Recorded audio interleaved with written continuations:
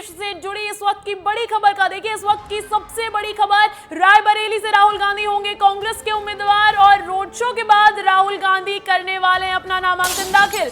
अमेठी से केएल शर्मा होंगे उम्मीदवार और गांधी परिवार के करीबी माने जाते हैं केएल शर्मा। देखिए इस वक्त की ये बड़ी खबर, वो सस्पेंस जो लगातार बना हुआ था कांग्रेस पार्टी की तरफ से। कांग्रेस पार्टी की गढ़ कही जाने वाली रायबरेली और अमेठी की ये दो सीटें, इस पर अभी तक कांग्रेस पार्टी की तरफ से कोई भी उम्मीदवार नहीं उतारा गया था, जबकि आज नामांकन दाखिल करने की आखिरी तारीख है। आखिरी तारीख की सुबह ये खबर आ रही है कि अब रायबरेली से राहुल गांधी होंगे कांग्रेस के उम्मीदवार, तो वहीं अमेठी से इस बार उम्मीदवार बनाया कांग्रेस पार्टी ने केएल शर्मा को। किशोरी लाल शर्मा कोई बड़ा नाम नहीं, लेकिन गांधी परिवार के करीबी माने जाते हैं। उनका जितना वर्चस्व अमेठी में है उतना ही रायबरेली में है, और रायबरेली में सोनिया गांधी के प्रतिनिधि के तौर पर भी रहे हैं केएल शर्मा। लेकिन बड़ी खबर यही है कि जहां ये कयास लगाए जा रहे थे कि अमेठी से राहुल गांधी और रायबरेली से प्रियंका गांधी रहेंगी, तो अब उस सस्पेंस पर से पर्दा उठ चुका है। निकल कर ये आया है कि राहुल गांधी रायबरेली से चुनाव लड़ने वाले हैं, तो वहीं अमेठी से केएल शर्मा होंगे कांग्रेस पार्टी के उम्मीदवार। और अब इस खबर पर अधिक जानकारी के साथ फोन लाइन पर जुड़ गए हैं हमारे रेजिडेंट एडिटर आदर्श सिंह। आदर्श, ये जो सस्पेंस लगातार था कांग्रेस पार्टी की तरफ से, अब ये सस्पेंस खत्म हो चुका है। राहुल गांधी रायबरेली से और केएल शर्मा अमेठी से। देखिए बिल्कुल अंजलि, निश्चित तौर पर ये सस्पेंस खत्म हो गया था। पिछले कई दिनों से लोग इस बात का इंतजार कर रहे थे कि आखिर अमेठी और रायबरेली से कांग्रेस का प्रत्याशी कौन होगा। निश्चित तौर पर ये कयास लगाए जा रहे थे कि अमेठी से राहुल गांधी चुनाव लड़ेंगे, लेकिन उन कयासों को विराम देते हुए अब से थोड़ी देर पहले ही कांग्रेस ने सूची जारी की है, जिसमें रायबरेली से राहुल गांधी, तो वहीं अमेठी से जैसा कि आपने बताया किशोरी लाल शर्मा, जो सोनिया गांधी के लंबे वक्त से पिछले 10 से 15 साल के आसपास के समय से वो रायबरेली में प्रतिनिधि के तौर पर काम कर रहे थे। यानी सोनिया गांधी जब मौजूद नहीं रहती थी रायबरेली में, तो सोनिया गांधी की पावर्स जो है वो एक तरीके से डिवाइड कर रहे थे, और इसी के तहत उनके गांधी परिवार के लंबे समय से करीबी होने की बात कही जा रही है। इसी वजह से उन्हें अमेठी से मौका दिया गया है। निश्चित तौर पर ये एक कांग्रेस की रणनीति के तहत, क्योंकि अमेठी में कांग्रेस का वोट प्रतिशत जो है वो लगातार गिर रहा था। ऐसे में कांग्रेस ये चाहती थी कि कम से कम जो उनकी पारंपरिक मां की सीट है रायबरेली, जिससे सोनिया गांधी पिछले 20 सालों से सांसद रही हैं, उस सीट को बचाया जाए और वहां पर दिनेश प्रताप सिंह, जिनको बीजेपी ने उम्मीदवार बनाया है, उनके सामने राहुल गांधी को मैदान में उतारा गया है। लेकिन आदर्श, केएल शर्मा की अगर मैं बात करूं, कोई बहुत बड़ा नाम तो नहीं है ये, तो ऐसे में क्या स्मृति ईरानी को वॉकओवर मिल रहा है, ऐसा कह सकती हूँ? ये बिल्कुल कहा जा सकता है, क्योंकि राहुल गांधी एक मजबूत टक्कर दे सकते थे अमेठी में स्मृति ईरानी को, लेकिन इस बार जो नाम का ऐलान किया है कांग्रेस ने केएल शर्मा का, निश्चित तौर पर स्मृति ईरानी को एक बड़ी बढ़त इस बात पे मिल जाएगी, क्योंकि जो लड़ाई स्मृति ईरानी की या तैयारी है वो राहुल गांधी या फिर प्रियंका गांधी वाड्रा के साथ की थी, और निश्चित तौर पर केएल शर्मा के वहां पर पहुंचने से कहीं न कहीं स्मृति ईरानी की उम्मीदवारी या यूं कहें कि तो आदर्श भले ही कांग्रेस पार्टी का गढ़ कह दे हम अमेठी की सीट को, लेकिन 2019 के जो नतीजे थे वो कहीं ना कहीं हिचक पैदा कर ही गए गांधी परिवार में। अब देखिए बिल्कुल निश्चित तौर पर, चाहे हम अमेठी की बात करें या फिर रायबरेली की बात करें, अगर हम 14, 19 और अभी के ग्राफों की बात करें, 2009 के ग्राफ की बात करें तो 72% वोट शेयर था, 2014 में 62 हुआ और 19 में 55% हुआ कांग्रेस का वोट शेयर। तो निश्चित तौर पर वोट शेयर भी लगातार गिर रहा था और इस बात की चिंता भी कांग्रेस को थी, और शायद इसी रणनीति के तहत इन उम्मीदवारों के नाम का ऐलान किया गया है। जी बिल्कुल आदर्श, बहुत बहुत शुक्रिया तमाम जानकारी के लिए। तो देखिए इस वक्त की यही बड़ी खबर है, कि रायबरेली से अब राहुल गांधी चुनावी मैदान में है। वहीं अमेठी से केएल शर्मा पर दांव लगा दिया गया है। आप लोगों को बताते हैं कि आखिर कौन है केएल शर्मा। देखिए केएल शर्मा गांधी परिवार के करीबी माने जाते हैं। पंजाब के लुधियाना के रहने वाले हैं किशोरी लाल शर्मा। जहां ये बोला जा रहा था कि अमेठी से राहुल गांधी को उतारेंगे, लेकिन अब उसी बीच ये नया नाम निकलकर सामने आता है। नया हमारे लिए, लेकिन नया गांधी परिवार के लिए नहीं है। गांधी परिवार के करीबी माने जाते हैं। राजीव गांधी के निधन के बाद गांधी परिवार के करीब आए, उसके बाद सोनिया गांधी के सांसद प्रतिनिधि भी रहे हैं। रायबरेली में भी उनका अच्छा खासा प्रतिनिधित्व देखने को मिला है। अमेठी और रायबरेली में कांग्रेस का कामकाज देख रहे हैं केएल शर्मा। वहीं बिहार कांग्रेस के प्रभारी भी रह चुके हैं केएल शर्मा। तो ये वो हैं जिन पर कांग्रेस पार्टी ने दांव लगाया है। इस बार जो अमेठी का मुकाबला है वो स्मृति ईरानी बनाम किशोरी लाल शर्मा होने वाला है। तो देखिए यही इस वक्त की बड़ी खबर है कि जो 2 सीटें हाई प्रोफाइल सीटें उत्तर प्रदेश की, जिस पर लगातार कांग्रेस पार्टी की तरफ से सस्पेंस बरकरार था, आज नामांकन की आखिरी तारीख है और उसी से ठीक पहले ये लिस्ट जारी कर दी गई है, जहां पर अमेठी से केएल शर्मा का नाम है और रायबरेली से राहुल गांधी चुनावी मैदान में उतरने वाले हैं। हमने आपको बताया कि आखिर कौन है केएल शर्मा। केएल शर्मा गांधी परिवार के बेहद करीबी माने जाते हैं और रायबरेली में सोनिया गांधी के लिए प्रतिनिधि के रूप में भी उभर कर आए थे। मध्य प्रदेश में इस वक्त विवादित खबर चल रही है। ग्वालियर में कांग्रेस के प्रदेश अध्यक्ष जीतू पटवारी ने इमरती देवी को लेकर विवादित बयान दिया है। उन्होंने कहा कि इमरती देवी का रस अब खत्म हो गया है। अब जीतू पटवारी के बयान पर विवाद खड़ा हो गया। वहीं सवाल भी उठ रहे हैं कि आखिर कांग्रेस नेता विवादित बयान क्यों देते हैं, क्योंकि ये पहली बार नहीं है और ये तो चलो महिला के लिए अभी विवादित आया, इसलिए धूल पकड़ रहा है ये बयान। लेकिन कांग्रेस पार्टी के तमाम नेता जो हैं, बड़े नाम, कोई छोटे मोटे नेता नहीं, बड़े नाम जो है लगातार विवादित बयान देते हुए आए हैं। और सुनवाते हैं आपको कि आखिर क्या कह दिया पीसीसी चीफ जीतू पटवारी ने। ऑडियो कहीं वायरल हो रही है बीजेपी को। देखो ऐसा है, अब इमरती जी का रस खत्म हो गया, जो अंदर चाशनी होती है, अब उनके लिए मैं कुछ बात नहीं करूँगा। देखो ऐसा है, अब इमरती जी का रस खत्म हो गया, जो अंदर चाशनी होती है, अब उनके लिए मैं कुछ बात नहीं करूँगा। तो देखिए अब बीजेपी इसका मुद्दा तो बना रही है। उधर इमरती देवी पर दिए गए जीतू पटवारी के बयान मामले को अब बीजेपी के राष्ट्रीय अध्यक्ष जेपी नड्डा तक पहुंचा दिया गया है। गुरुवार को नड्डा भोपाल ही पहुंचे थे। जीतू पटवारी के विवादित बयान पर अब बीजेपी चौतरफा हमला बोल रही है। सूत्रों के मुताबिक जेपी नड्डा ने भी इस मामले को गंभीरता से लेने के निर्देश दिए हैं। उधर मध्य प्रदेश बीजेपी ने भी इस पूरे मामले पर कांग्रेस और जीतू पटवारी को घेरने की रणनीति तैयार कर ली है। बीजेपी के प्रदेश अध्यक्ष वीडी शर्मा ने कहा कि पार्टी महिलाओं का अपमान बर्दाश्त नहीं करेगी।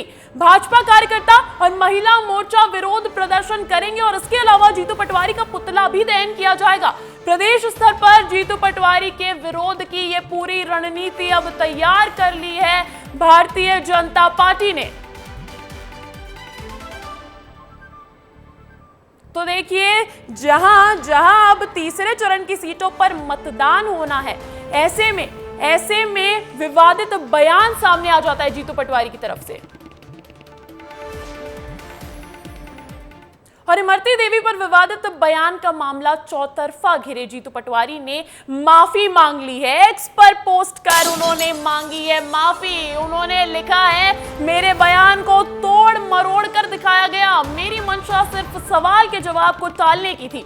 श्रीमती इमरती जी मेरी बड़ी बहन जैसी है, यदि किसी को ठेस पहुंची हो तो माफी मांगता हूं। अब जो है ये पूरा विवाद जब तूल पकड़ रहा था, बीजेपी ने इसको बड़ी गंभीरता से ले लिया था। तो इसी बीच अब पीसीसी चीफ जीतू पटवारी की ये एक्स पर पोस्ट, जहां पर उन्होंने माफी मांगी है, एक्स पर पोस्ट करके माफी मांगी है पीसीसी चीफ जीतू पटवारी ने। उन्होंने लिखा, मेरे बयान को तोड़ मरोड़ कर दिखाया गया, मेरी मंशा सिर्फ सवाल के जवाब को टालने की थी। श्रीमती इमरती जी मेरी बड़ी बहन की तरह से है और फिर भी अगर ठेस पहुंची है तो मैं खेद व्यक्त करता हूं। और अब हमारे साथ जुड़ गए हैं फोन लाइन पे बीजेपी के वरिष्ठ नेता हितेश बाजपेयी जी। बाजपेयी जी, ये जो है कांग्रेस पार्टी की तरफ से लगातार विवादित बयान आते ही रहते हैं और अब तो महिला के लिए एक आपत्तिजनक टिप्पणी, क्या शोभा देता है ये? हेलो हितेश जी, आप सुन पा रहे हैं? हेलो हितेश जी, आपको मेरी आवाज आ रही है?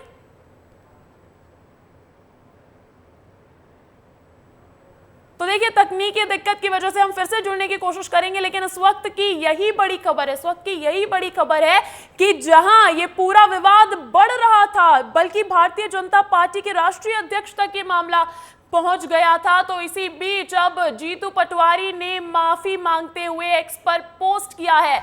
मैं मेरे सहयोगी के साथ उनका रुख करना चाहूंगी। विवेक पांडे जुड़ गए हैं मेरे साथ। विवेक, जहां ये मामला अब तूल पकड़ रहा था, तो उसी बीच अब जीतू पटवारी की माफी सामने आई है, एक्स पर पोस्ट किया उन्होंने खेद व्यक्त किया है।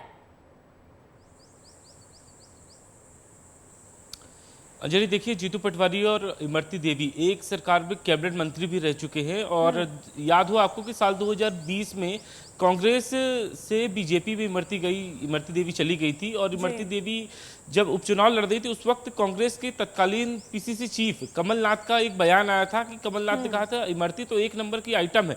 बाद में इस आइटम वाले बयान पर बीजेपी ने जो बवाल मचाया था उसका नतीजा ये था कि कमलनाथ का लगातार विरोध हो रहा और लगातार विरोध होता रहा और इसका नतीजा रहा कि बीजेपी को सबसे ज्यादा माइलेज मिला। आपको लौटूंगी आपके पास। हितेश वाजपेयी जी, बीजेपी के वरिष्ठ नेता, जुड़ गए हैं मेरे साथ फोन कॉल पे। हितेश जी, मैं आपसे ये पूछ रही थी कि ऐसे पद पे होते हुए, पीसीसी चीफ है जीतू पटवारी, और ऐसे पद पे होते हुए इतना आपत्तिजनक बयान दे देना, ये शोभा देता है क्या उस पद के इंसान को? जी देखिए, आपके सवाल में ही आपका जवाब छिपा हुआ है और जीतू पटवारी को मैं भी जानता हूँ, आमतौर पे वैसा बोलते नहीं है जी। लेकिन प्रदेश अध्यक्ष बनने के बाद इस प्रकार का बयान बहुत घिनौना बयान है ये। और यदि साधारण शब्दों में कहा जाए तो एक प्रकार की ये बदतमीजी है, क्योंकि इमरती देवी जी बहुत वरिष्ठ कांग्रेस की नेता भी रही है, हमारी नेता हैं, पूर्व मंत्री हैं और साथ साथ आप अनुसूचित जाति की बहुत बड़ी नेता हैं। तो मुझे लगता है कि इस प्रकार की अभद्र भाषा का प्रयोग निहायत बदतमीजीपूर्ण है। कांग्रेस के प्रदेश अध्यक्ष ऐसी भाषा का प्रयोग करते हैं तो आप सोचिए राजनीति क्या दिशा और दशा होगी। हितेश जी, प्रदेश भर में भारतीय जनता पार्टी जो है अब वो विरोध प्रदर्शन करने वाली है, पुतला दहन किया जाएगा, लेकिन इसी बीच जीतू पटवारी का एक्स पर पोस्ट आ गया, माफी मांग ली उन्होंने। ये अच्छी बात है कि उन्होंने माफी मांगी है, लेकिन माफी मांगने के जो उन्होंने शब्दों का प्रयोग किया है उसमें उन्होंने कहा है कि तोड़ मरोड़ और ये और वो, ऐसा थोड़ा ना होता है। आप बयान आप देते हो और उसके बाद मीडिया पर थोप देते हो, ये कोई अच्छी बात है क्या? आप अपने शब्दावली, शब्दकोश और उसकी दरिद्रता को छुपाने की कोशिश कर रहे हो जी। आप अपने मन की भावनाओं को शुद्ध करने की बजाय आईना साफ करने में लगे हुए हो। ये कोई बहुत अच्छी बात नहीं है और उन्होंने अपने मन के जो मलिनता है उसको इस बयान के माध्यम से बहनों के लिए जिस प्रकार की भावनाएं वो रखते हैं उसको बताया है। और मुझे लगता है कि प्रियंका गांधी जी जो लड़कियों के लिए लड़ती हैं, राधिका खेड़ा के लिए विषय को देखो आप कैसा विवादित हो रहा है। रायपुर में उनके साथ अभद्रता की गई है। मध्य प्रदेश में आप देखेंगी तो मीनाक्षी नटराजन आपको नहीं दिखाई दे रही, शोभा ओझा नहीं दिखाई दे रही, विभा पटेल नहीं दिखाई, महिला नेता गायब ही हो गए। ठीक है, बहुत बहुत शुक्रिया आपका। तो देखिए, पीसीसी चीफ जीतू पटवारी के बोल तो बिगड़े लेकिन अभी उन्होंने माफी मांग ली, लेकिन राधिका खेड़ा के मामले में तो अभी तक ऐसी कोई चीज देखने को मिली नहीं है। देखिए, इमरती देवी पर कांग्रेस नेताओं के बयान अक्सर विवादों में घिर जाते हैं। ये पहला मौका नहीं है जब इमरती देवी पर मध्य प्रदेश के सबसे बड़े नेता ने आपत्तिजनक बयान दिया हो। जीतू पटवारी अभी कांग्रेस के अध्यक्ष है, इनसे पहले कांग्रेस के जो अध्यक्ष थे कमलनाथ, उन्होंने भी इमरती देवी पर बेहद विवादित बयान दिया था। आप भी सुनिए। मैं क्या उसका नाम लूं? आप तो उसको मेरे से ज्यादा पहचानते हैं। आपको तो मुझे पहले ही सावधान कर देना चाहिए था। ये क्या आइटम है? ये क्या आइटम है? देखो, ऐसा है, अब इमरती जी का रस खत्म हो गया, जो अंदर चाशनी होती है, अब उनके लिए मैं कुछ बात नहीं करूँ। देश के दिल मध्य प्रदेश के मुख्यमंत्री डॉक्टर मोहन यादव आज यूपी दौरे पर हैं। सीएम यहां पर यादव बेल्ट की सीटों पर प्रचार करते हुए नजर आएंगे। सीएम बदायूं के गुन्नौर और संभल के असमोली में चुनावी जनसभा कर बीजेपी के लिए वोट मांगेंगे। बीजेपी इससे पहले भी मुख्यमंत्री डॉक्टर मोहन यादव को यादव बाहुल्य क्षेत्रों में प्रचार के लिए भेजती रही है। तो देखिए, भारतीय जनता पार्टी के लिए एक बड़ा यादव चेहरा माने जाते हैं सीएम डॉक्टर मोहन यादव, और उसी सिलसिले में आज सीएम मोहन यादव अपने यूपी दौरे पर है। सीएम यहां पर यादव बेल्ट की सीटों पर प्रचार करते हुए दिखेंगे। ये यादव वोट बैंक को साधने की ये कवायद है। सीएम बदायूं के गुन्नौर और संभल के असमोली में चुनावी जनसभा कर बीजेपी के लिए वोट मांगेंगे। और ये कोई पहली बार नहीं है, ये कोई पहली बार नहीं है कि उत्तर प्रदेश के दौरे पर है सीएम डॉक्टर मोहन यादव। इससे पहले आजमगढ़, लखनऊ, मैनपुरी, अमेठी पर भी जा चुके हैं सीएम डॉक्टर मोहन यादव। और अब इस खबर पर अधिक जानकारी के साथ मेरे साथ जुड़ गए हैं मेरे सहयोगी विवेक पांडे। विवेक, आज एमपी के सीएम यूपी मिशन पर है, क्या कुछ उनका कार्यक्रम, क्या कुछ उनकी कवायद रहने वाली है?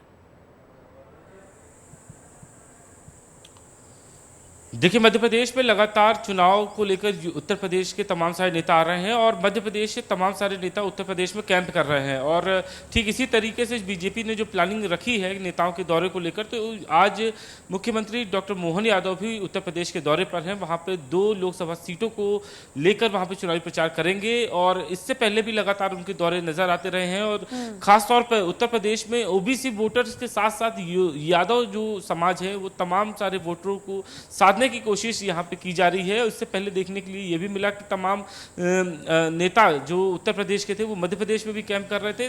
तो ये जो बीजेपी की रणनीति है कि जहाँ पे जाति समीकरण बन रहा है और उसमें बीजेपी को फायदा हो सकता है, उन तमाम नेताओं की ड्यूटी लगाई जा रही है। और आज मोहन यादव यहाँ पे 11:30 बजे मध्य प्रदेश से रवाना होंगे उत्तर प्रदेश के लिए और वहाँ पे सबल और बदायूं की जो लोकसभा सीट है वहाँ उनका रोड शो रहेगा, चुनाव प्रचार रहेगा और वहाँ की तमाम सारे नेताओं के साथ उनका संवाद रहेगा और ये कोशिश रहेगी किसी न किसी तरीके से ओबीसी वोटर्स को साधा जाए। और ठीक इसी लिहाज से 2 दिन पहले भी ये माना जा रहा था कि उत्तर प्रदेश के दौरे पर मोहन यादव को फिर से वापस भेजा जा सकता है और आज मोहन यादव खुद वहाँ पे रहेंगे।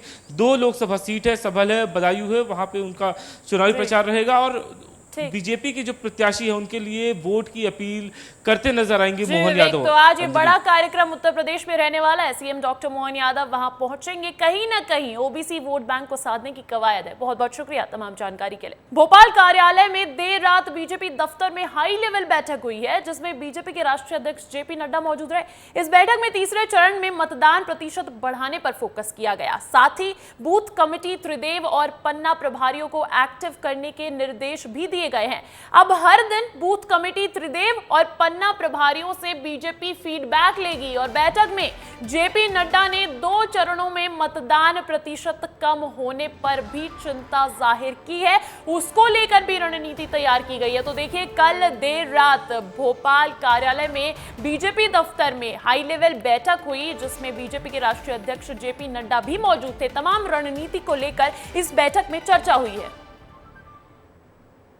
जैसा माननीय प्रदेश अध्यक्ष जी ने बताया कि उनके हेलीकॉप्टर के उड़ने का समय हो गया था, इसलिए वो बाई रोड यहाँ आए और रात्रि विश्राम यहाँ करेंगे। सुबह उनको गुजरात जाना है, तो यहाँ प्रबंध समिति की हमारी बैठक जो नियमित होती है सवेरे भी हुई थी। उन सब से बातचीत करके उन्होंने ये जान लिया कि कैसे तीसरे और चौथे चरण में हम कैसे मतदान अधिकतम कर सकते हैं, इसको लेकर के उन्होंने बातचीत की। हम सब कार्यकर्ताओं के लिए सौभाग्य का विषय है कि हमारे राष्ट्रीय अध्यक्ष प्रबंध समिति के साथ बैठे।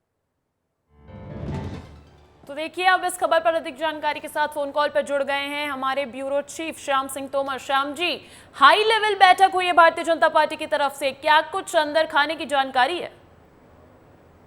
देखिए, राष्ट्रीय अध्यक्ष आते हैं तो ये बैठक होना स्वाभाविक है। उन्होंने समीक्षा की इस बात की कि आखिर तैयारी क्या है प्रदेश भाजपा की, जो वोटिंग परसेंटेज बढ़ाने की तैयारी लगातार की जा रही, क्या वास्तव में तैयारी है।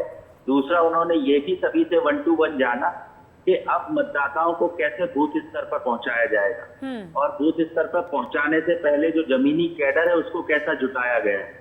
जी, तो कहीं ना कहीं अब बीजेपी की रणनीति जोर पकड़ रही है। बहुत बहुत शुक्रिया श्याम जी तमाम जानकारी के लिए। इंदौर में लोकसभा चुनाव का मामला फिर हाईकोर्ट पहुंचा है। इंदौर एक ऐसी सीट बन गई है जहां पर विवाद होते जा रहे हैं। निर्दलीय प्रत्याशी धर्मेंद्र सिंह झाला ने रिट पिटीशन लगाई और दावा किया कि उन्होंने अपना नामांकन वापस लिया ही नहीं है। नामांकन किसने और कैसे वापस लिया और अब इसका फैसला हाईकोर्ट करे। मैं आपको बता दूं कि निर्दलीय प्रत्याशी के रूप में धर्मेंद्र सिंह झाला ने वहां से नामांकन दाखिल किया था, लेकिन जब सूची आई तो उनका नामांकन वापस ले लिया गया, ऐसी जानकारी निकल कर आई। और उनका ये कहना है कि उन्होंने अपना नामांकन वापस नहीं लिया है और इसी के चलते उन्होंने हाईकोर्ट में याचिका दर्ज की है।